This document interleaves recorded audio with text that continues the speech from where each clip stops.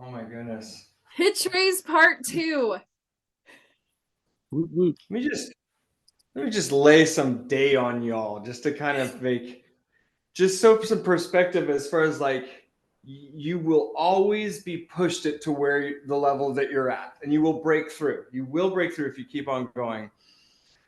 But my day was trying to do damage control for a company that we rebuilt. Can you guys still hear me? That we rebuilt years ago that has been since serviced by another technician, but the people that own it are philanthropists, and they invite these major concerts to come to their 50,000 square foot house and be a part of this and donate millions of dollars a year to these organizations. And the players at this thing have said, hey, it's not performing what we need it to be. Who did the work? Artisan. Yes, we did the work 3 years ago, but we have not seen that piano since. And so having So they to didn't continue to have fix Artisan be your the guys' the piano, service? get it to where it needs to be, not throw the technician who's servicing it under the bus, not make the donors feel like they're getting taken advantage of, and not blow the cover of the people that told me this information. It went from how dare they, we're pulling out all the funding, God knows how much that would have been, to okay, this is a race car, we need to get it really up to race car standards, to all right, when you coming next, that we can have coffee together. And they get done and they're like happy. I get done and I'm like, I stagger out to the car, I'm like, okay, and I start to drive away and I hear this and my car tire's flat. So we level up and we have days like this, but that's okay, because at the end of the day, look at this. This makes me happy. Just remember this, y'all. We get to work with this. We get to work with our hands. And as bad as this day was, to me, if I were cramped inside of an office and I just had to kind of click the 9 to 5 and get some, you know, paperwork done, I couldn't do it.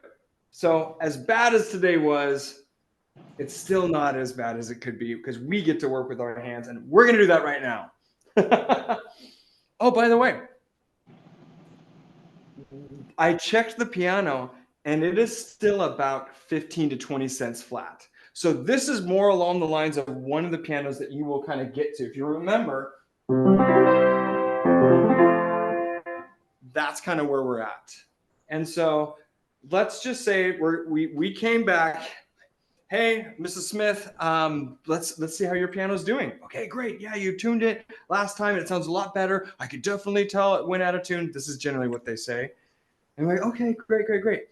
I'm going to go ahead and set up everything and just kind of see where we're at. In this situation, you're going to have to break some news to them, because they're hoping, they're crossing their fingers, and so are you, that the piano will be able to be ready for them at the end of this tuning. This is 20 cents flat. This is still needing more work.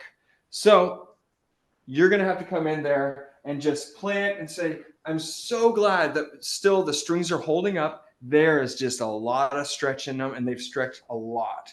Typically, we can do a really good tuning at anywhere between 2 and 5 cents out of tune.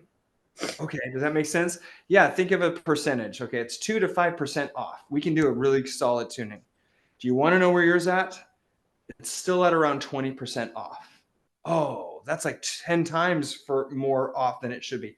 Yes, it is. So what we're going to do today is tune it. I'm going to tune it not only up to pitch, but my instruments are going to help me tune it sharp so that it settles in about another 1 to 3 months. Usually I'll kind of say 1 to 3 at this next round, because I think a lot of times they kind of just get sticker shock and they're like, geez, this free piano is eating my lunch. And so usually in that 1 to 3 is a good range. But what I wanted to do today is kind of set it up and just like, okay, we're going to do a reading. We're going to do a reading. Not that kind of reading. Let's do this.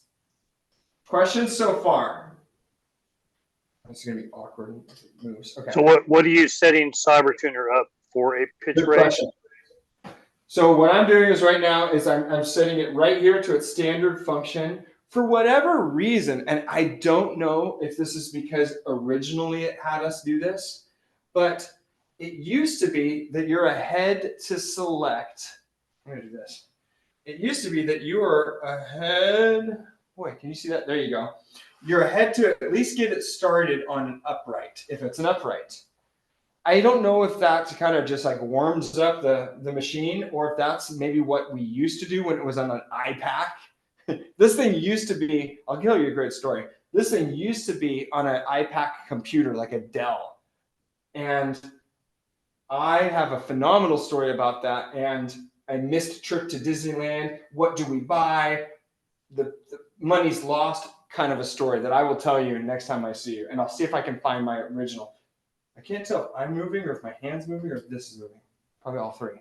So I've gone ahead and set that to the upright. And now I'm just going to go ahead and record. And the nice thing about this is it's really easy in that we just want green. Green is go. So I'm going to hit record. I'm going to go ahead and move this as close as possible though.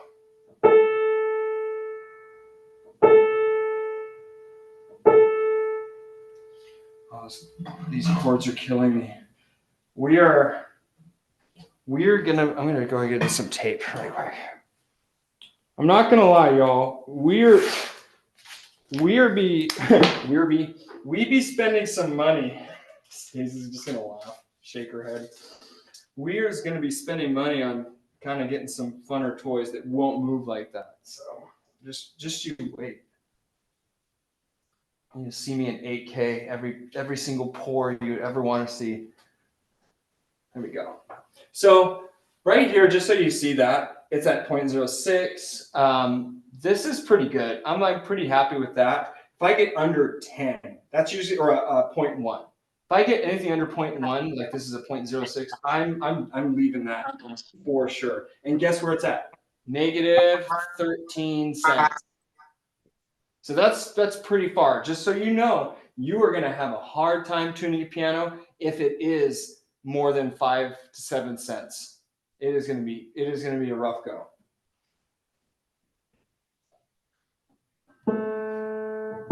And it could be that you go ahead and invite the customer in after you've done this initial reading, because at least then you have something to show her.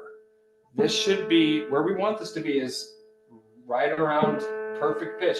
We're this far. Sometimes that visual really helps. So 0.4, gross. I'm going to come back to that one.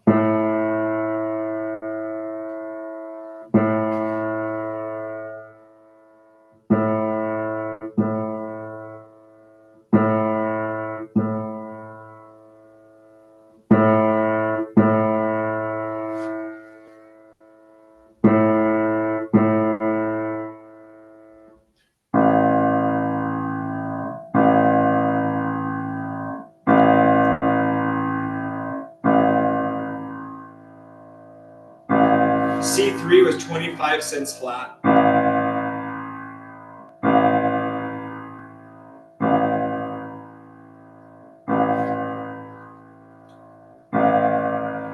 To be honest though, I'm not really sure how much me remeasuring those when it's this far out of tune is gonna do. I doubt it would do that much. It's not, because no matter what, we're gonna get, I'm guessing, a C plus tuning out of this by the time we're done.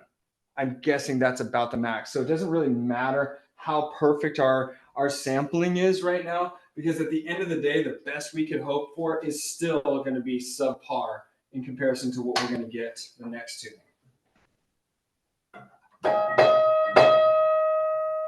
Oh, you can tell I haven't.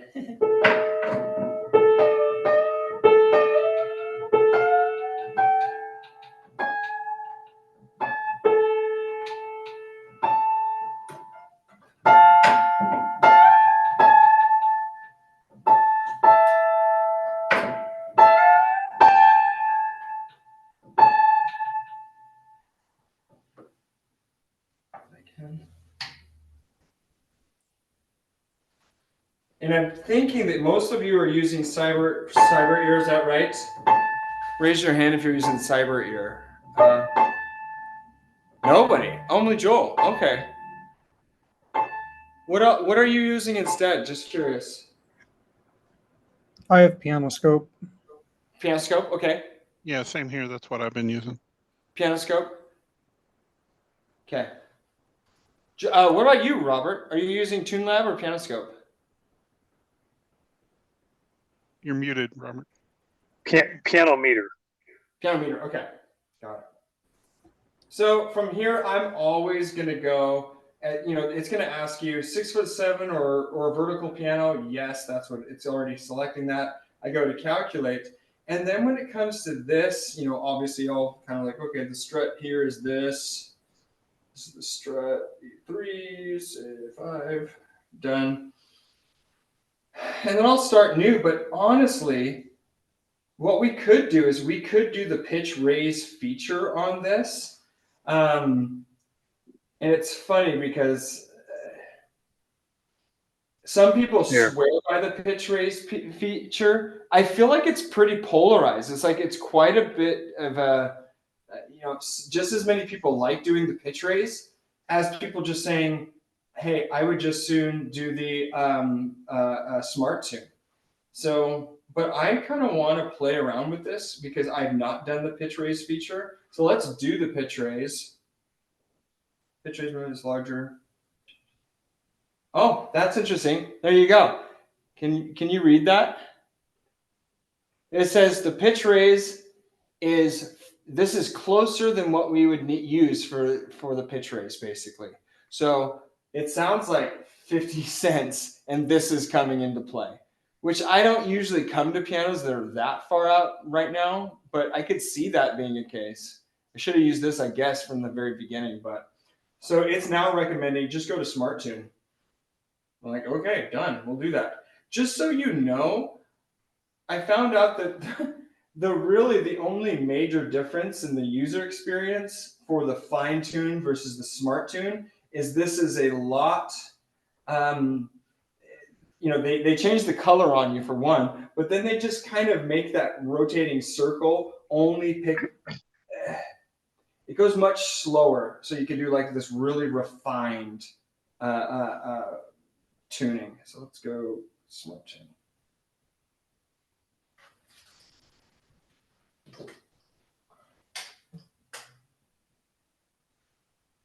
So I kind of want to just like legit as fast as I can do this.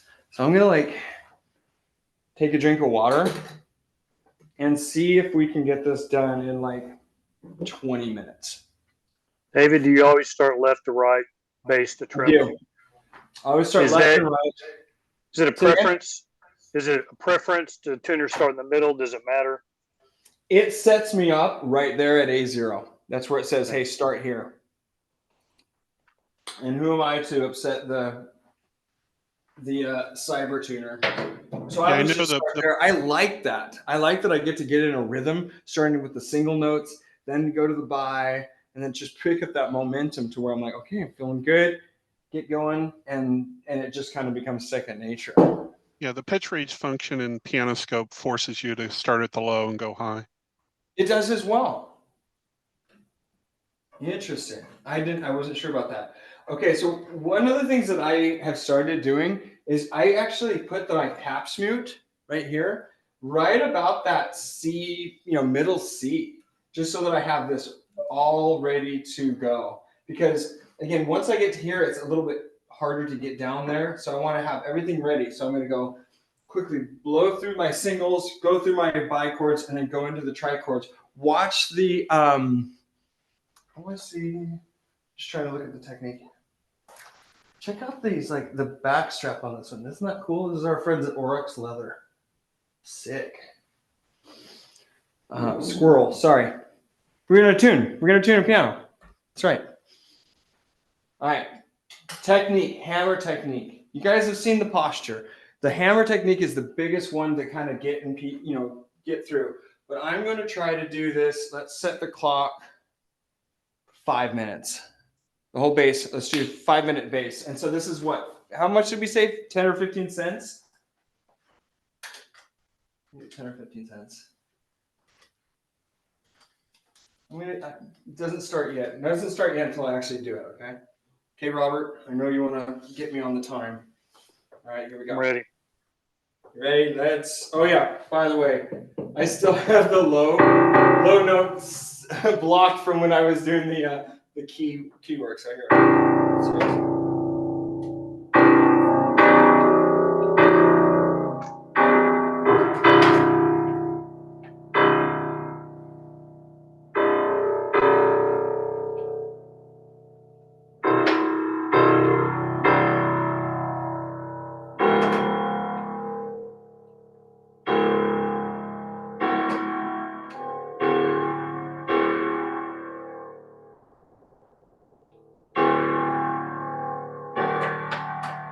you can see where I'm saying good enough is good enough.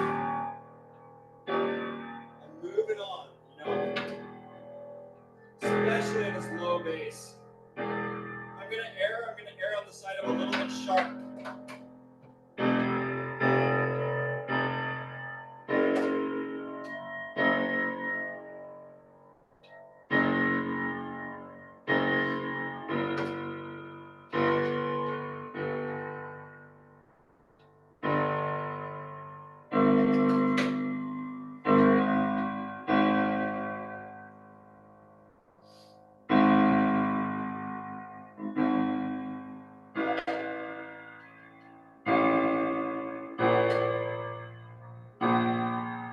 By about this time, I'm usually starting to get a rhythm of feeling how tight this block is. And my body's starting to kind of like compensate and know what it needs to do.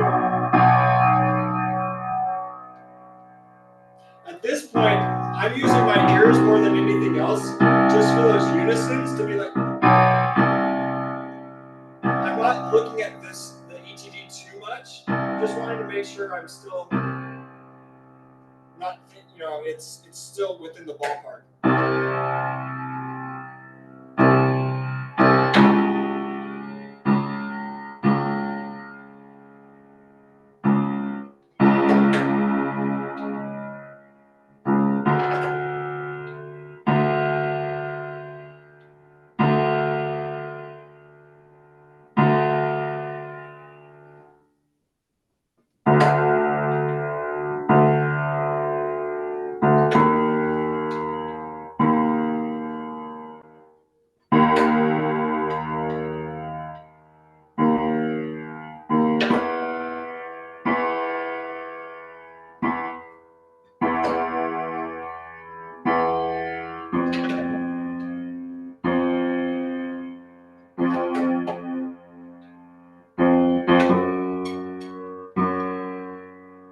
Tell me when it's 5.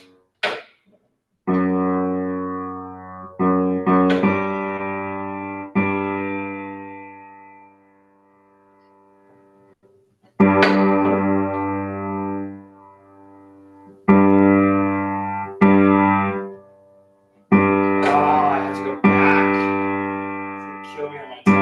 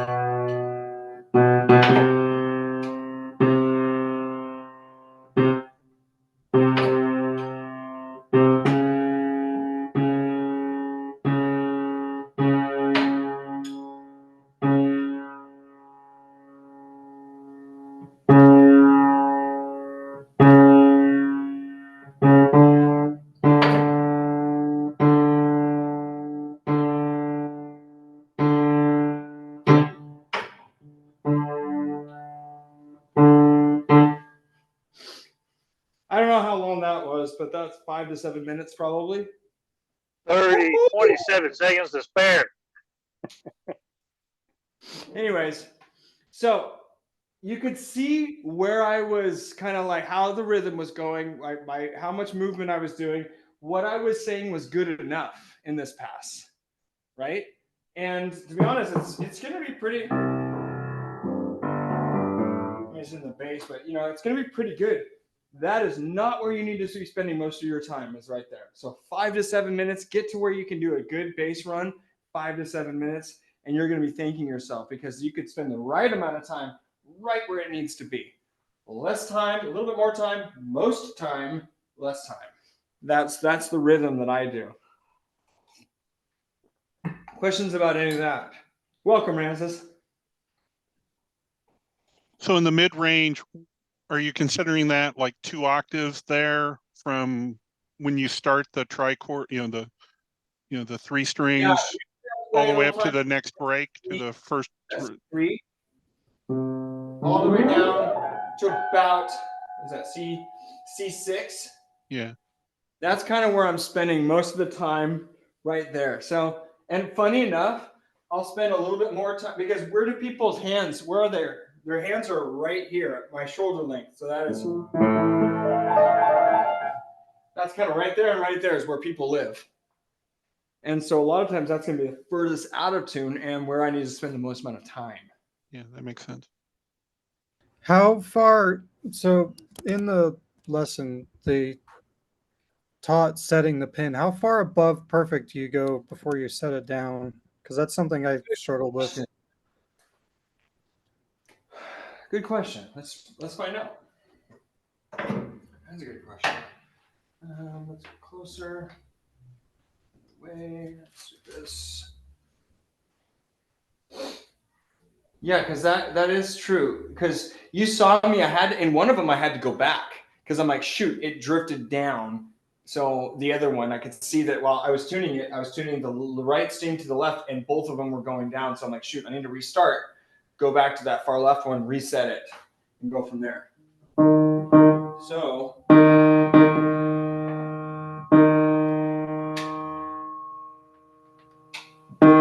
it's a click, Justin. It's one click above.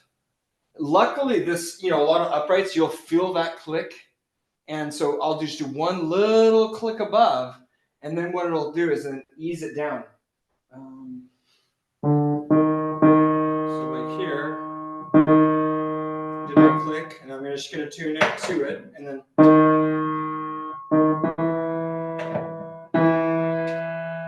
You heard that? Do you hear that click? You just went click. That's what it does. Is it does one click. And now, if I'm going to try to tune this without doing that method, I don't think I feel or even hear a click doing it that way, which is all the more reason to do the kind of pat driver.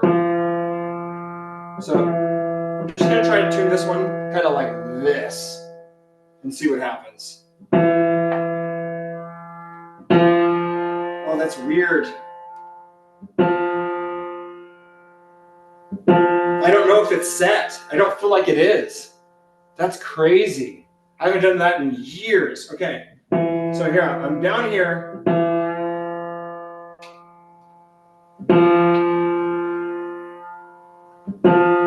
It feels like a guessing game that way. I'm like, I guess it's tuned. Don't touch it. So now I'm gonna. Yeah, I went down.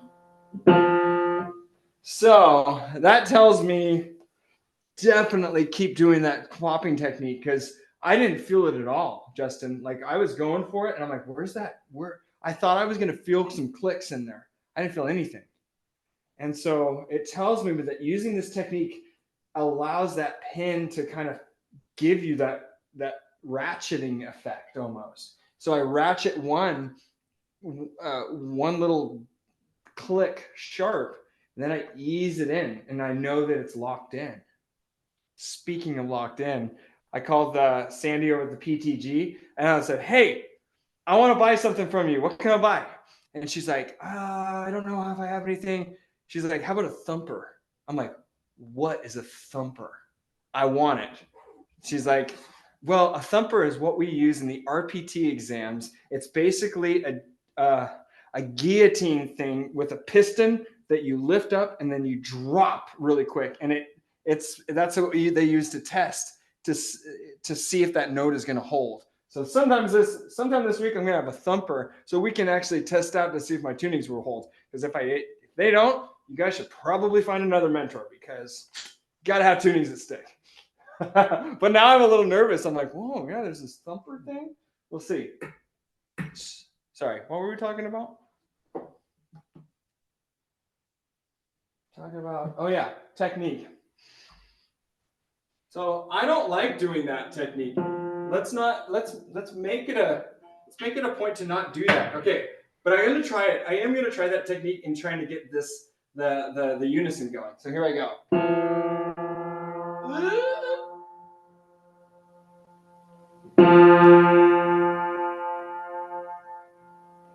I can see how you would break way more strings doing it that way, because it feels like chink, chink. No. Yeah, did you hear that click right there? Here, listen here. I'm gonna go down and I'm just gonna do it the old, the smooth way. No click. Now I'm gonna try this way. Well, listen.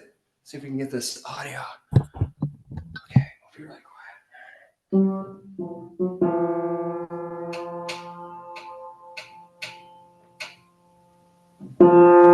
All of a sudden, I'm able to hear and feel clicks.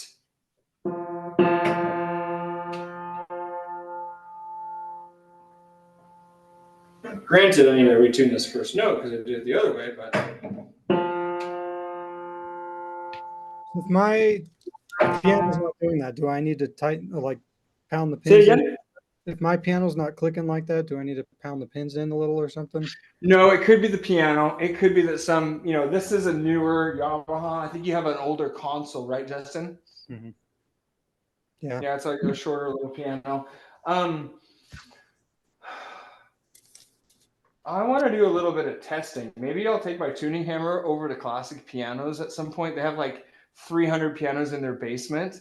And I could be like, hey, I'm going to take 50 of them and just put them on a tuning pin and see if I'm able to get clicks. Do a little click without the note, without striking it, so we can just hear just the click. Yeah, so.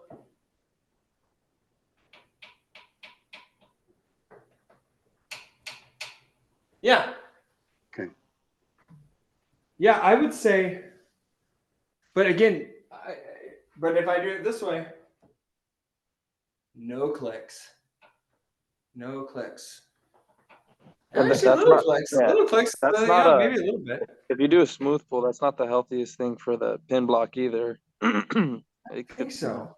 Yeah, a technician told me, yeah, you don't want to smooth pull because then it starts reaming out the hole in the pin block, and then it could lead to loose pins more than usual. Here's what I did notice. I'm sure they're right.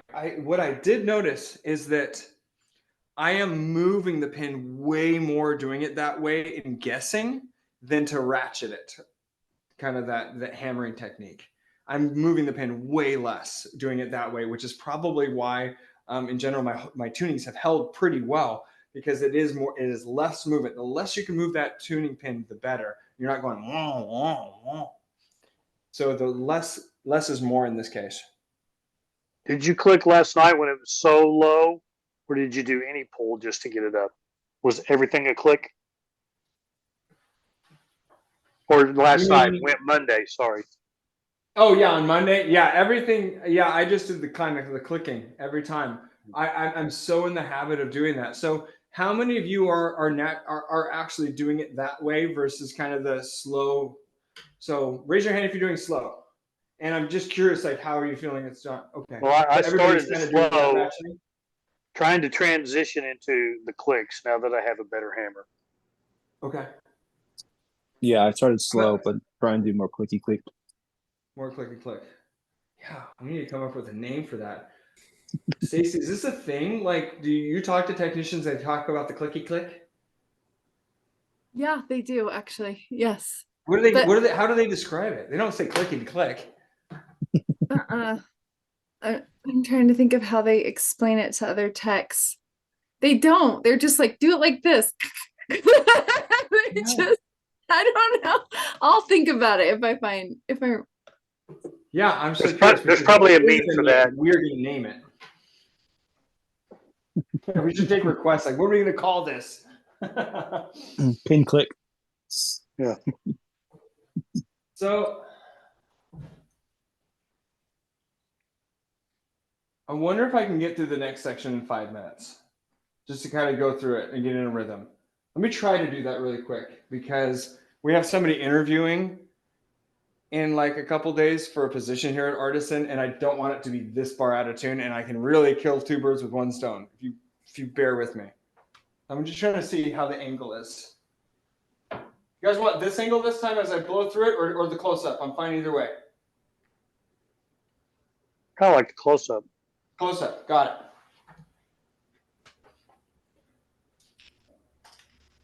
There we go.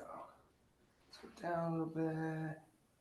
You guys want to see it higher or kind of lower? So doesn't really matter. Got it. Okay, so Just wanted to see Cybertuner as well, kind of to see that. yeah, lost that's me. what I'm thinking. How Because- that's working with your hammer. Yeah, I'm trying to think because it might be really worth you seeing how it's working with my hammer. Yeah, let's do this. Okay, so in theory, I should be able to get through all the piano. I'm gonna get on the note. All right, and so we're gonna try to get through the midsection in 5 minutes. I'm gonna be using my Paps mute and my kind of middle of the road. It's probably a 1/2 inch mute. So you ready, set, and go. Oh wait, no, that here. Roast up. Hold on. We gotta get on the note. Now we go.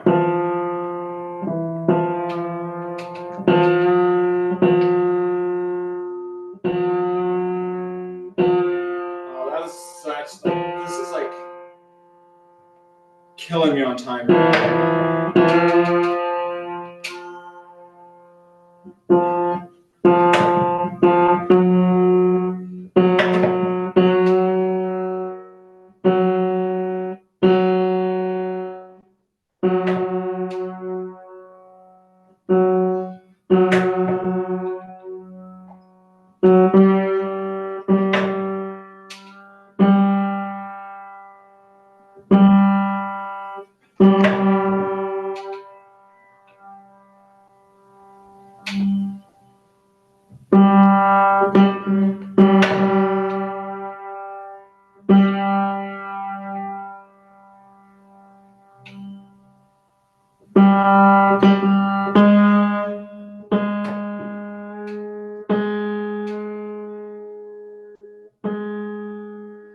Now that we're talking about clicking, that's all I can hear.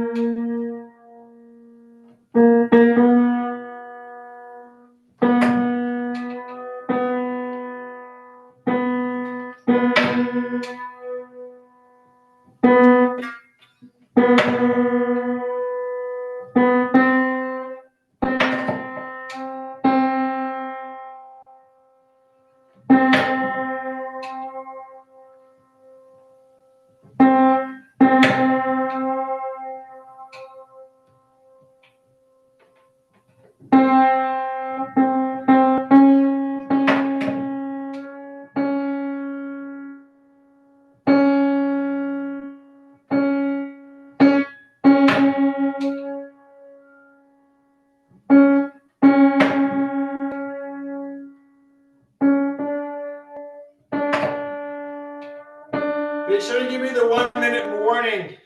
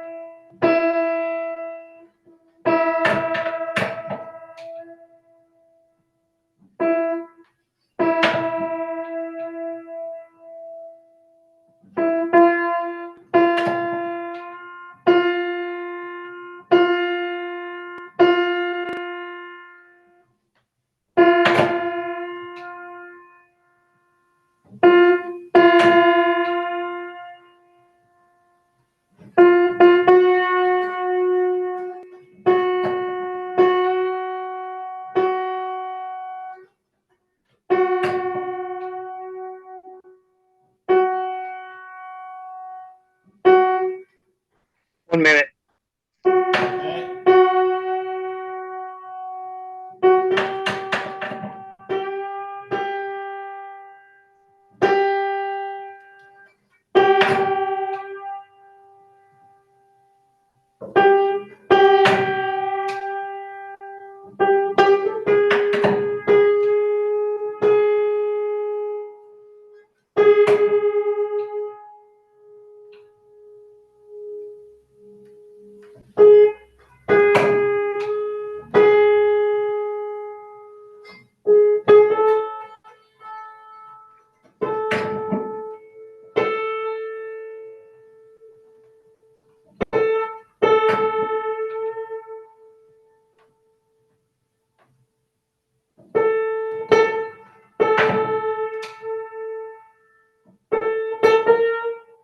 You're at 5 right now.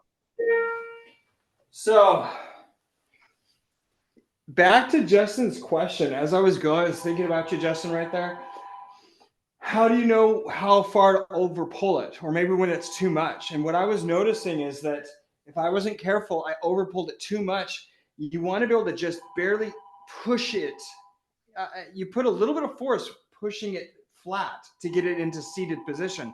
But some of those notes I pulled too far, and I was having to push too hard to move them flat, to set it in. So I'll give you an example of one. Because that was interesting. As I was going, it's like, oh shoot, that is when it's happening. So let's say this one right here. See if can you see the screen okay-ish? Yeah. So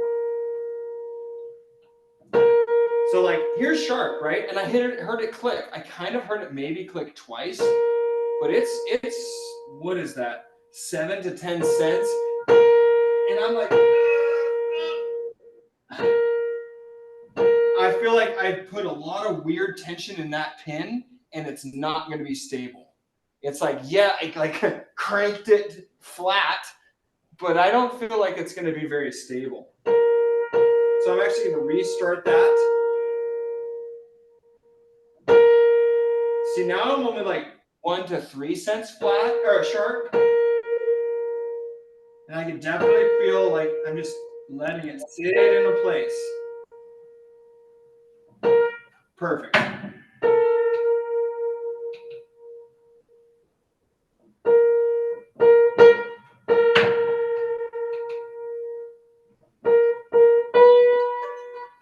Yeah, so you want to go sharp and you want to ease it into place. But if you're not careful, you can go too far sharp, so you're really having to push it into setting the pin. And that's not good because you're going to have this weird pressure and it's not going to be that stable. So just enough, probably 1 to 3 cents sharp. I'm guessing 2 to 3 cents sharp, and then move it into place. David, have you ever found a really hard test blow? You whacked it a few times in the bass, kind of stretches it and gets it in tune if it's just kind of right there? Totally. And sometimes I'm like, I clicked it into where it's going. It's so close, pop, pop, pop, pop, and then it settles right where it needs to be. So yes, that's totally a technique, Robert, you can do. Okay. Good question. That's a good question. That's a good observation. I have another question from someone. What are the advantages of letting the instrument sit for a few weeks after pitch raise versus just going back through it? Your piano's, it's kind of like when you have a workout, like your piano's in shock. I mean, your piano's made of wood. Yeah, it's cast iron, but the reason it goes in and out of tune is because of the wood. It's swelling and contracting. You put, if there's, what is it, Stacy? Is it 36,000 pounds of pressure, right? 36,000 pounds of pressure is what a piano has. And you just put probably about a third more pressure like we did. So, right, it was 30 cents flat. It's a third. So it went from 20,000 pounds of pressure to now 30. That's a lot to put on everything all at once. And so it's going to have to kind of reset itself. Sure. That's right. That's what I think. I guess I can't really back it up scientifically, but just kind of like, it seems to make sense. Can I ask one more question? Yeah, go for it. Have you ever had your techs have differences in their actual phone? Because my phone, and could be the app, sometimes has a hard time picking up those upper treble notes. And I'm thinking, is it the phone? Is it the microphone on the phone? Do I need a better phone? Or is that a problem at all? Yeah, that's a great question. We simplified it. I think we asked Dean at the time whether this has changed or not, but we actually have these guys, iPods. This is what we've loaded all of our software into that all the technicians have. The nice thing is, I think these are like a couple $100. We just have them run their programs from it. We've never had an issue, and the consistency seems to be really good. Because sometimes I follow the text, just like, hey, the customer wants something else done, and I like checking. I'm like, oh, the tuning's solid. So I've not had any issues with that. But that is true. Like if you had I don't even know what other phones are called. You know, an iPhone. What's a not iPhone? Motorola. That's a phone. So I don't Android. know about Motorola. Android. Samsung. Google. They Samsung, still make. Android. Yes, I think they make iTouches. What are they? It's not called an iTouch. Is it called an iTouch? I don't think we should call it an iTouch. iPod. But I think it's an iPod. Yeah, it's an iPod. I think they still make these. Can you look They it up do. really quick? They still make No, those. they do. They're not So, like I didn't know super up there, but yeah. That being said, I did upgrade to an amazing phone.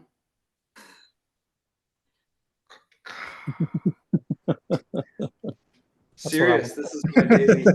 You got it for My Snake, phone. right? I'm sick of the smartphone. You just go to your thing, you just put in the SIM card, and it is easy if you have somebody like Stacy to help you if you get stuck and need to call an Uber, because that does not call an Uber. Flip phones rock. Yes. Let's bring it back. Bring back the flip. I have a few non-pitch raise questions if you want me to ask them. Yeah, let's pull up on the screen. Okay, first one.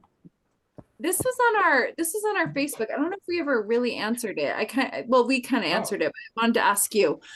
Moving and replacing the long strip of felt at the back of the key bed. What is the best glue to use? Type Bond. He's using Type Bond. I think that's a good one. A Type Bond will work. I like that PVC glue or the I just like the white tacky glue. That stuff's good. I've never had an issue with it. I have had an issue with using a Type Bond glue to that because it doesn't, for whatever reason, I think it's meant for more wood to wood as opposed to wood to fabric. And whereas it feels like unless I clamped it down, it didn't bond just right. Whereas the tacky glue, it seems like you put that up, it's set and it stays. Okay. Yeah, I didn't have any problem with the PVC when I did the back rail on mine. So yeah, back in the day they used to use horse hide glue, hot hide glue, just so that you could steam it off and make it easier. But hey, there you go. Okay, what about this? Easing some Yeah, people so that's a don't have soldering fire iron. with that. Yeah. Is that what you're That's a demonstrating? soldering iron. You got a home run right there as a key easing iron if it has a dial temp. If it has a dial temp gauge so that you can, it looks like it does, so that it's not just on or off. Because where you run into problems is if you get the kind that are just on or off and you catch a little fire inside that key bushing. But you can use that to ease. Totally. Yeah. So what you do is you'll at the top piece, you know, it looks like one is kind of coppery and then the other is more of a nickel. You take off that nickel piece because there's a little screwdriver right there. Yep. And you take that out and put in one of the actual brass cauls that Shaft sells. I think Shaft sells them still. Yeah, they do. It'll come with like a little bag of like a half a dozen of them. I think it's like 143. 143 is a big one. 137. I mean, these are like 137th of an inch or something like that. It's not. It can't be that small. Similar back felt removal question. Another one. Removing and placing the back rail felt on a 50-year-old piano. I'm tried using an iron on a damp cloth to steam off the glue. Okay. Yeah. So I've actually done it where I soak that. Yeah, actually on the back rail, we're talking about just removing it. Yeah. Yeah. Yeah, just how to get it I've gone cleaned ahead up. and I just soak it. I soak it. I put it in like maybe like Dawn dish soap and water and just soak that back row cloth and just iron it off. A lot of times, if you just soak it in that kind of the Dawn dish soap and then a little bit of water, it'll come off in about 20 minutes.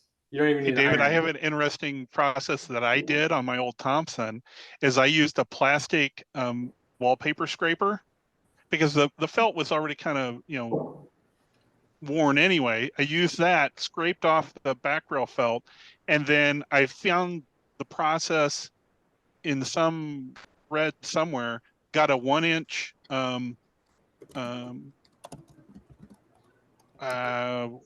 what do you call it? Chisel, but instead of using it, you know, with the bevel going this way, you pull it the backside and it To ripped scrape all it? it scraped all of the, you're not gouging the wood, but it scraped all of the old glue off without any issues. And it was smooth and clean afterwards. So Really? you weren't pushing, you were using the flat backside, not the chisel side, and just holding it vertical and just pulling back along the wood.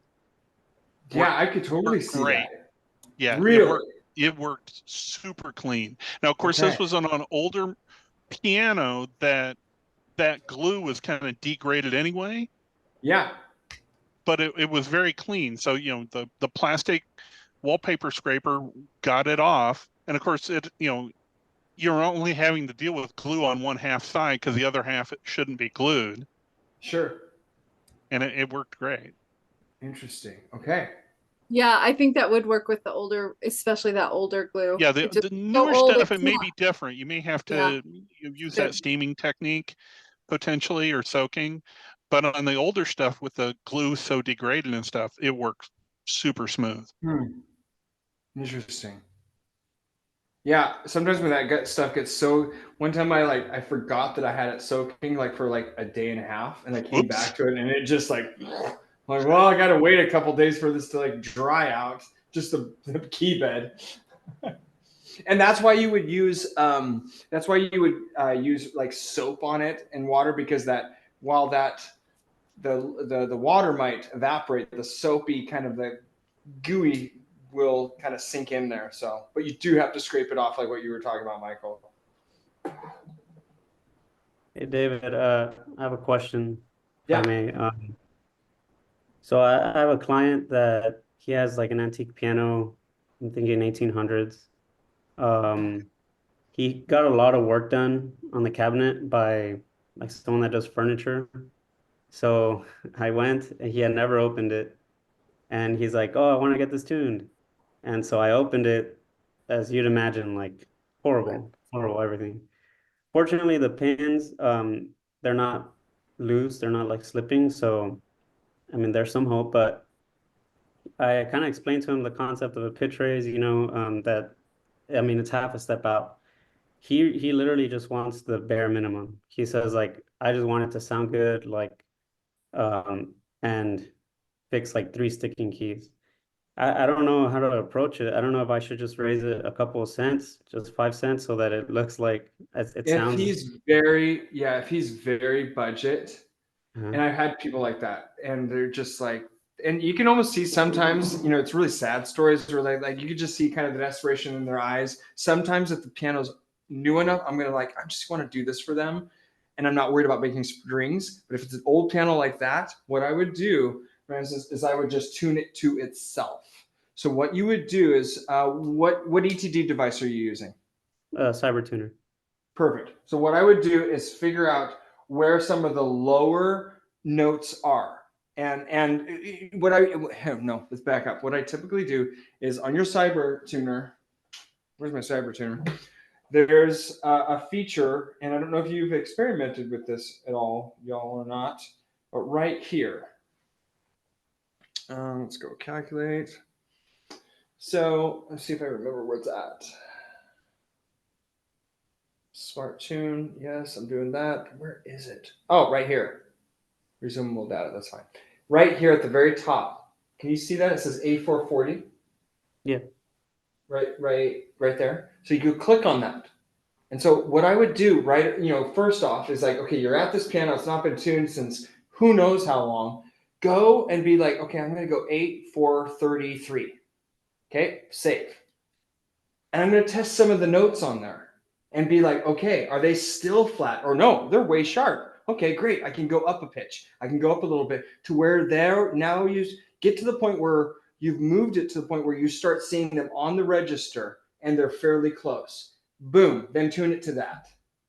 Does that make sense? Yeah. Mm-hmm. That's what I would do. And that's what I have done in these situations where the customer is just like, I don't have the money or I just don't care. Great, I'll just tune it to itself. It'll sound good to itself, but it'll just let them know that when you're playing with other instruments, it's not going to sound right with those will have to get tuned to the piano. Mm-hmm. Okay, great. The only thing is, I have to remind you of this. Be sure when you're done with that tuning to reset it back to A440. You do not want that. You do not want to go to the next 20 pianos and be like, hey, yeah, all your pianos are tuned A440 or A431. Yeah, that already happened to me once. I said it like it'll happen once. yeah, A430, and I went through the bass, and I was like, why is this piano so sharp? And then I realized that it was off. So yeah. Wow, this piano's like 200 cents sharp. That's a good question. That's a good Or question. if it's really old and doesn't have a cast iron plate, never tune it to A440. I've not had them not cast iron plates. I've had really flimsy, straight strung cast iron plates. Oh, we don't have time for this story. We kind of have time for this story. This story is wild. This was like when we were starting the restoration shop, and this guy, Portland's weird. Just so you know, Portland's weird. Like going back, I wouldn't have done this, but marijuana had just become legal. Okay. That's the backdrop of this story. And what a setup. What a setup.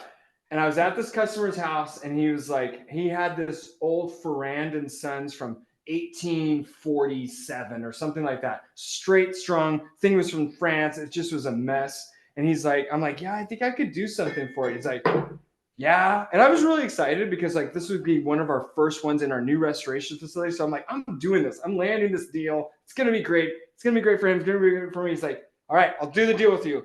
But you have to promise me one thing. I'm like, totally, Todd. I think his name is Todd. Totally, Todd. Anything. He's like, we got to share a joint. I'm like, what? And he's like, we got to smoke one together. Because he was like, that was his thing. And I'm like, never tried it. Never done it.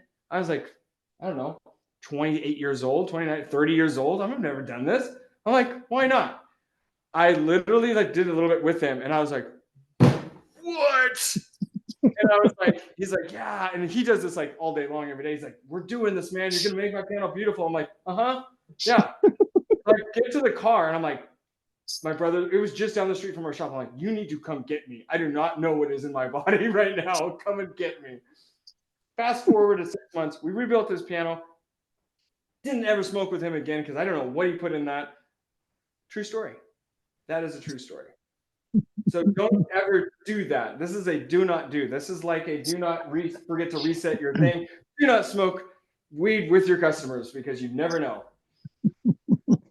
Here, Snoop Dogg does the same thing. Anyone he works Really? with, they have to smoke with him. Wasn't worth it. Wasn't worth it except for the fact that it's kind of a funny story. Fast forward 10 years later. Cool. Any other questions? There's so many of those stories I have, y'all. Eventually, I will open up and tell you more of those crazy stories because it's ridiculous. When you do something when you're going to customers' house for 25 years, you meet some customers. But it's in Portland too. Oh, Oregon. exactly. Yeah, Your text could write a book. Yeah. I thought I was gonna get killed once at a guy's house. The lights were off, and we were walking through the house with a lantern. Yeah, yeah. And he's like, "Here's the piano," and he left the lantern on the piano, and I had to work in the dark. Yeah. Wow. That's funny. I heard your story, David, that you talked with Michael, with the guy at the torture. You heard that one? Yeah, you put it on YouTube. Oh, I did. Yeah. I forgot we filmed That that. was I'm a like, good how one. did you hear about that? That was a funny one. The story gets even funnier because now I'm a part of this weird group. Him, the torture artist, a world famous calligrapher, a renowned guitar builder, like a author of some kind, and we go and we have dinner and we talk about life. And I feel like I'm looking at all these like great artists, and I'm like, wow, I don't know what to add, but I guess I go and I talk to them. So it's a blast. And it is weird to be like, oh yeah, you write torture stuff for the CIA and go into Guantanamo Bay. That's where you were last week. What? Kind of puts things in perspective. Make sure his piano's in tune when you leave.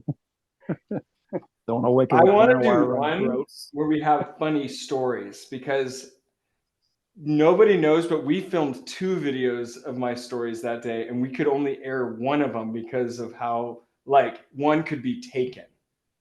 But this is a closed group. It wasn't bad in that sense. It's kind of like potty stuff, like needing to go to the bathroom. It was that kind of thing. But we just didn't want however many thousands of people to hear. So, but that is a real thing. You all will be in your car most of the day, well, driving from customer to customer, and you will have to find a solution to that. Whether you're going to be okay with going to the bathroom in the customer's house, which I am not, or finding pit stops, or another solution. And I will tell you the story of the other solution someday, but not today. Pop up pen and buckets. It's a crazy story, and there are layers to it. Yeah, my dad's All a right, truck any other driver. questions? So my dad's a truck driver. He's told me some creative ways when there's not pit stops. Yes. Oh, I can't wait to tell you that story. I'll tell Okay. Stacy beforehand, so she might be like, "Yeah, that's funny," or "You're not telling that story." I have one real last question. Yeah. My mentor always told us not to tune square grands to A440. If you do come across one, do you do the same thing, not pull it all the way up, or what do you do with that? Or do you not even tune square grands? Yeah. Yeah, I think there's multiple layers to this question. One is I don't tune to square grands, but then the other thing is when I do come early on in my career, I was like anything and everything, I'll tune it. I just need to kind of get, and yeah, I tuned it to A435. I tuned it to A435 as well as like the bird cages. I tuned some bird cages before A435. It's what they were designed to do. I just don't want to be the one that like, no, I think we should try, and then like something snaps. Yeah. Yeah, because I I've put seen three one where pins. it snapped, like you hear the sound snap, like it snapped loud and scary and not good. Yeah. No. no good. Metal fatigue is a bad thing. We were rebuilding this Bechstein Grand once, and we didn't. There was so much flex in the plate to bring it down. I'm talking a foot. It was bolted down, and we were getting the last little bit. And I kid you not, when we took it out, the plate out to get to the soundboard, it really kind of flopped up. So there was all that. It was almost having to be draped. We got to the very end of this rebuild. It's a Bechstein open face pin block. It was like the works, $45,000, and we were just stressing because we knew we had to push this plate down and slowly bolt it. And I go to the customer today. It's still holding up, but a snap in the plate. You can do something called a stitch and fix. Stacy's shaking her head. She says that's probably not going to work. I probably agree. But what do you do? What do you do as a rebuilder? This is one of those rebuilder things.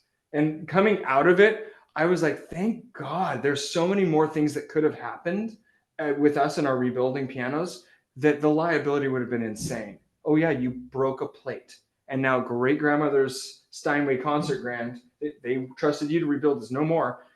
To buy a new one is $185,000 or more. Whoa. Anyways, for those that want to do rebuilding, do it. Just know what you're going to get into. All right. I will see you on Friday. And I think on Friday, we're going to be talking website. Yeah. We do that Friday. Yeah. Yep. Yeah. Yep. Oh, Sounds like a yeah, plan. fun. Everybody will have their website done and ready to go by Friday. Yeah. Yes. Should we sync our websites? Yeah. I'll just have a piece of paper in front of my screen. Perfect. Everyone at Map least have a colors. few ideas or something they could do to add or improve by the time we're done. That would be great.